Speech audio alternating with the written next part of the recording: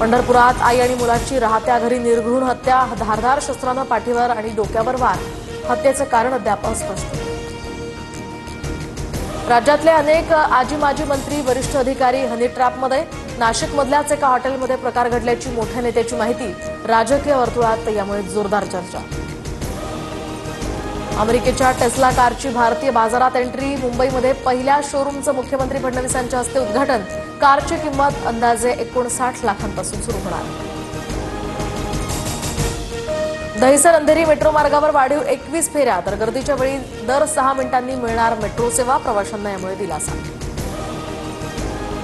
गणेशोत्सवासाठी कोकणात लाल परीच्या 5000 जास्तीच्या गाड्या धावणार. 23 ऑगस्ट ते 7 सप्टेंबरपर्यंत गाड्या धावणार.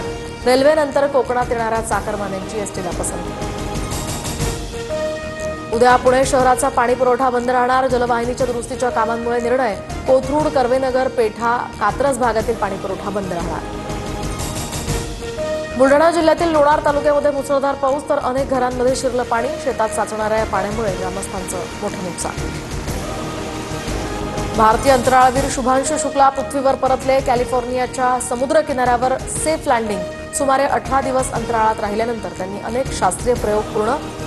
तर 41 वर्षांनंतर एक भारतीय अंतराळवीर अंतराळात.